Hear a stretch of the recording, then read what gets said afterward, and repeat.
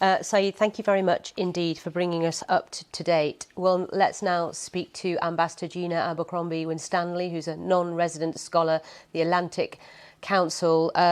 Good to speak to you again. First of all, your reaction to what's happened in the last 24 hours.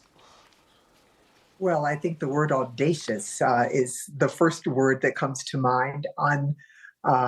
Unprecedented, effective, we shall see, but extraordinarily bold, and we'll be talking about it a long time. And there are a number of people who are going to have some sleepless nights about their supply chains. Indeed, absolutely. What will the US Secretary of State be saying about this, and how does this play into his meetings today, where they will once again talk about trying to have some sort of peace agreement?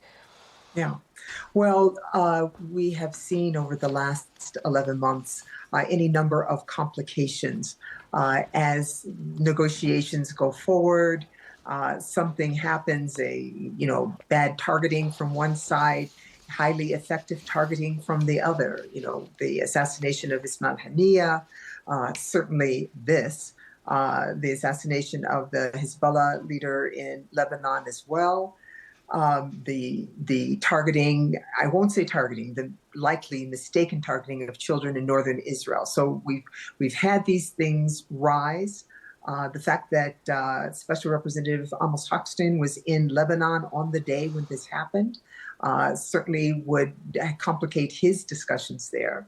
And of course, as your prior guest pointed out, the United States has made a decision to release all of that military aid to Egypt, even as a waiver was required, because Egypt has not met the standards by law that are required to receive those weapons, that assistance rather. So we are making sure that the relationship with Egypt is strong and close and continuing, and those negotiations will continue. But the Prime Minister is making clear that it's not his priority, and many are speculating that this is the first phase of a broadening and expansion of the conflict.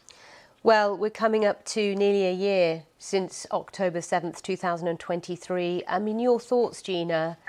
Did we really believe we'd be here now? Yeah, the first word that comes to my mind is in Arabic one, karitha. It means disaster. Disaster for the Palestinian people.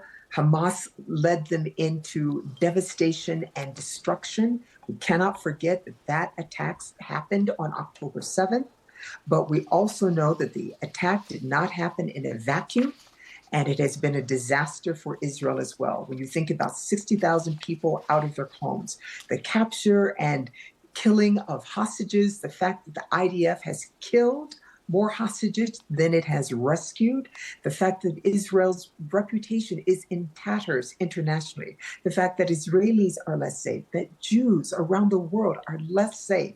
It's something that we could not have imagined October 6th.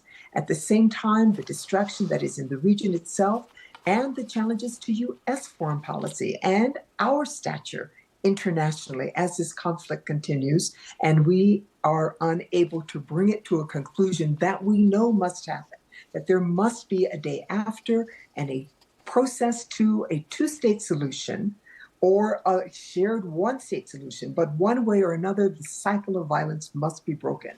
And the Prime Minister and the leader of Hamas both share responsibility for the fact that this is coming on to a year and this conflict continues without an end in sight.